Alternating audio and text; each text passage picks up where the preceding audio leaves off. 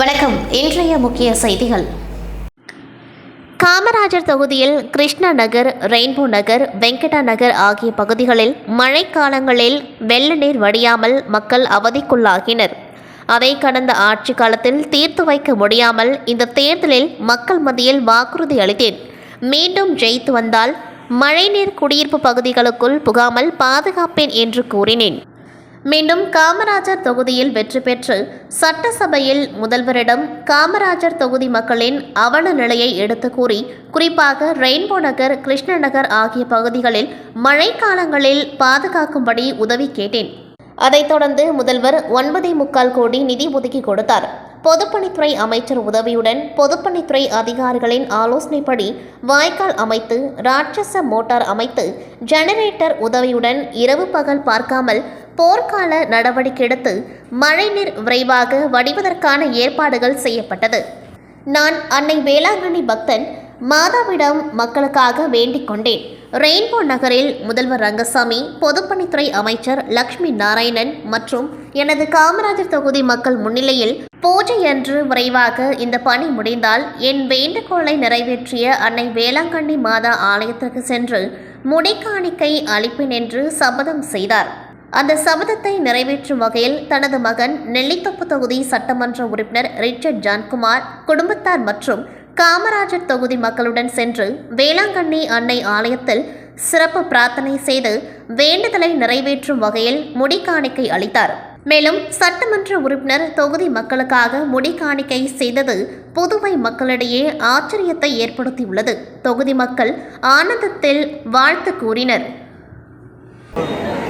வணக்கம். இப்போ நான் அன்னை வேளாங்கண்ணி மாதாக்காக நான் வேண்டிக் கொண்டு முடிவெடுப்பதற்கு காரணம், கிட்டத்தட்ட என்னுடைய காமராஜர் நகர் தொகுதியில் இருக்கிற இந்த ரெயின்போ நகர் மக்களும் மற்றும் கிருஷ்ணா நகர் மக்களும் கிட்டத்தட்ட ஒரு 30 ஆண்டு காலமாக இந்த மழை காலத்தில் அவங்க ரொம்ப கஷ்டப்பட்டுருந்தாங்க. அதுக்காக நான் போன கவர்மெண்ட்டில் இந்த காங்கிரஸ் கவர்மெண்ட் இருக்கும்போது இந்த மழையுடைய தன்மையை நான் மாற்றி அமைக்கிறேன் கேட்டிருந்தேன். அவரும் எவ்வளோ முயற்சி பண்ணார். ஆனால் மத்தியில் வேறொரு ஆட்சி, மாநிலத்தில் வேறு ஆட்சி அது செய்ய முடியல. இப்போ மத்தியில் நம்முடைய பாரத பிரதமர் நரேந்திர மோடி அவருக்கு ஜெயிச்ச எம்எல்ஏ இருந்ததுனால நேராக மாண்புமிகு முதல்வர்கிட்ட இந்த கோரிக்கை வச்சோம். அவரும் அதை கனிவோடு ஏற்றுக்கொண்டார். அதனால் அந்த தருணத்தில் அவருக்கு ரொம்ப ரொம்ப நன்றி சொல்கிறேன். அதுக்கு முழு ஈடுபாடாக இருந்துட்டு கிருஷ்ணா நகர் மக்களுக்கும் ரெயின்போ நகர் மக்களுக்கும் மழை காலத்தில் அவங்களுக்கு எந்த ஒரு பிரச்சனையும் இருக்காது என்பதை இதன் மூலமாக தெரிஞ்சுக்கிறேன். நான் 1 வருஷத்துக்கு முன்னாடியே அன்னை வேளாங்கண்ணி மாதாவோட என்னுடைய ஆதரவாளரோடு இந்த முடி எடுத்து என்னுடைய முடி காணிக்கை செலுத்துகிறத இதன் மூலமாக தெரிஞ்சுக்கிறேன். நன்றி.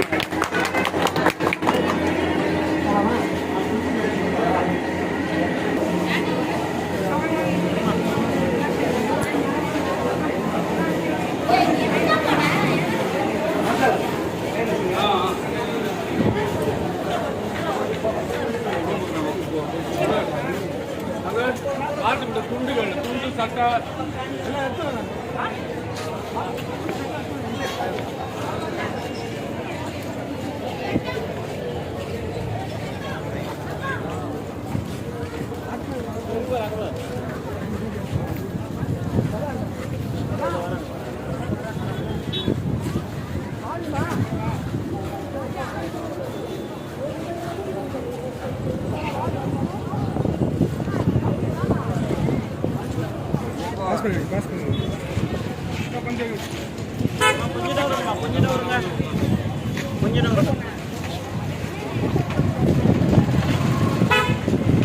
பார்த்துப்பா எப்பா நீ பார்த்து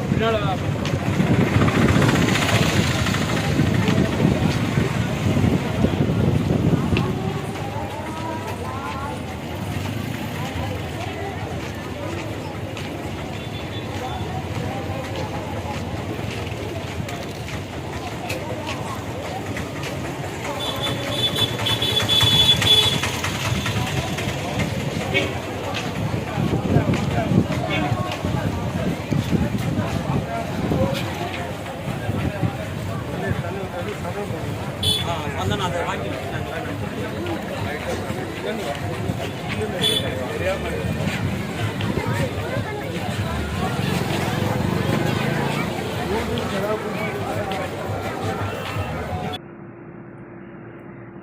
புதுச்சேரி பாராளுமன்ற தேர்தலுக்கான வாக்குப்பதிவு நேற்று காலை 7 மணிக்கு துவங்கி மாலை 6 மணிக்கு நிறைவடைந்தது. மேலும் மாலை 6 மணிக்கு முன்னதாக வாக்குச்சாவடிக்கு வந்த வாக்காளர்களுக்கு டோக்கன் வழங்கப்பட்ட நிலையில் அவர்கள் காத்திருந்து வாக்களித்தனர். இதனிடையே காலை ஆர்வத்துடன் வாக்காளர்கள் வாக்களித்த நிலையில் மதியம் சற்று வெயிலின் தாக்கம் இருந்ததன் காரணமாக வாக்குப்பதிவு மந்தமாக இருந்தது. தொடர்ந்து மாலை அதிகப்படியான வாக்காளர்கள் மீண்டும் வாக்களிக்க ஆர்வம் காட்டினர். முழுமையான வாக்குப்பதிவு முடிவடைந்த நிலையில் வாக்குப்பதிவு இயந்திரம் மற்றும் கட்டுப்பாட்டு இயந்திரம் ஆகியவை தேர்தல் முகவர்கள் முன்னிலையில் அதிகாரிகள் சீல் வைத்து பின்னர் பலத்த போலீஸ் பாதுகாப்புடன் லாஸ்பேட்டில் உள்ள மகளிர் பொறியியல் கல்லூரி மற்றும் மோதிலால் நேரு பாலிடெக்னிக் கல்லூரியில் அமைக்கப்பட்டுள்ள கட்டுப்பாட்டு அறையில் வைக்கப்பட்டது. மேலும் வாக்குப்பதிவு இயந்திரங்கள் 24 மணி நேரமும் சிசிடிவி மூலம் கண்காணிக்கவும் 3 அடுக்கு போலீஸ் பாதுகாப்பு போடப்பட்டுள்ளது. காலை 7 மணி முதல் இரவு 8 மணி வரை 78.80% வாக்காளர்கள் வாக்களித்துள்ளதாகவும் இதில் அதிகபட்சமாக பாகூர் தொகுதியில் 88.76%, குறைந்தபட்சமாக மாஹே தொகுதியில் 65.11% வாக்குகள் பதிவாகியுள்ளதாக தெரிவிக்கப்பட்டுள்ளது. நாட்டின் 18வது மக்களவைத் தேர்தல் வாக்குப்பதிவு நேற்று காலை 7 மணிக்கு துவங்கி மாலை 6 மணிக்கு நிறைவடைந்தது. இதில் புதுச்சேரி முக்கிய அரசியல் கட்சி தலைவர்கள் மற்றும் பொதுமக்கள் நீண்ட வரிசையில் காத்திருந்து தங்களது வாக்குகளை பதிவு செய்தனர். அதன்படி உழவர்கரை தொகுதி முத்துமாரியம்மன் கோவில் தெருவில் உள்ள அரசு ஆரம்ப பள்ளியில் அமைந்துள்ள வாக்குச்சாவடியில் அருண் சர்மா தொண்டு நிறுவனர் ஐஜி வீரராகு மற்றும் பாஜக பொருளாதார பிரிவு தலைவி ஐஜி பிரபாதேவி வீரராகு ஆகியோர் தங்களது வாக்கினை பதிவு செய்து ஜனநாயக கடமையை ஆற்றினார்கள். பாண்டிச்சேரி செங்குந்தர் மரபினர் நலசங்கத்திற்கு சொந்தமான புதுவை மகாத்மா காந்தி வீதி முத்தியால்பேட்டை மணிக்குண்டு அருகில் அமைந்துள்ள ஸ்ரீ கற்பக விநாயகர் ஆலய ஜீர்ணோத்தாரண வர்ண கலாபன அஷ்டபந்தன மகா கும்பாபிஷேக விழா கடந்த 18ஆம் தேதி வியாழக்கிழமை மங்கள வாத்தியத்துடன் திருவிளக்கு ஏற்றுதல், விக்னேஸ்வர பூஜை, கணபதி ஹோமம், மகா பூர்ணாகுதியுடன் முதல் கால யாக பூஜை தொடங்கி நடைபெற்று வருகின்றது. தொடர்ந்து நேற்று வெள்ளிக்கிழமை கோபூஜை, மகாலட்சுமி ஹோமம், 2ஆம் கால யாக பூஜை, விமான கலச ஸ்தாபனம், சாந்தி ஹோமங்கள், ஸ்ரீ சரஸ்வதி மற்றும் ஸ்ரீ பைரவர் பிம்பங்களுக்கு கண் திறத்தல் நடைபெற்றது. மேலும் அதனைத் தொடர்ந்து கும்ப அலங்காரம், பாலாயத்தில் இருந்து யாத்ராதானம், யாகசால பிரவேசம், திரவியாகூதி, மகா தீபாராதனை நடைபெற்று திருவருட்பிரசாதம் வழங்கப்பட்டது. மேலும் விழாவின் முக்கிய நிகழ்ச்சியான ராஜகோபுரம் மற்றும் அனைத்து விமானங்களுக்கும் மகா கும்பாபிஷேக விழா நாளை ஞாயிற்றுக்கிழமை நடைபெற உள்ளது. இந்த நிகழ்ச்சியில் கௌரவ தலைவர் பாலசுப்ரமணியன், தலைவர் முருகையன், துணைத் தலைவர் கிருஷ்ணசாமி, பொது செயலாளர் கண்ணன், பொருளாளர் சங்கர நாராயணன், இணை செயலாளர் ஸ்ரீகாந்த், பாலசுப்ரமணியன் மற்றும் உறுப்பினர்கள் வைத்தியநாதன், ஸ்ரீனிவாசன், முருகையன், கருணாகரன், பாஸ்கரன், ஞானசம்பந்தம், வெங்கடேச பெருமாள், கோபிநாத், கணேசன் என்ற ரவி மற்றும் ஏராளமான பக்தர்கள் கலந்து கொண்டு சுவாமியை வழிபட்டனர். 68வது பிறந்தநாள் விழா பெருமாள் கோவில் வீதியில் உள்ள INTC தலைமை அலுவலகத்தில் நடைபெற்றது. INTC மாநில தலைவர் பாலாஜி தலைமையில் நடைபெற்ற நிகழ்ச்சியில் ஆந்திர மாநில பாராளுமன்ற சட்டப்பேரவை தேர்தல் மேலிட பார்வையாளரும் புதுவை மாநில காங்கிரஸ் கட்சி பொதுச் செயலாளர் சங்கர் மற்றும் காங்கிரஸ் கட்சி மாநில செயலாளர் ராஜாராம் ஆகியோர் சிறப்பு விருந்தினராக கலந்து கொண்டு படத்திற்கு மலர் தூவி மரியாதை செலுத்தினர்.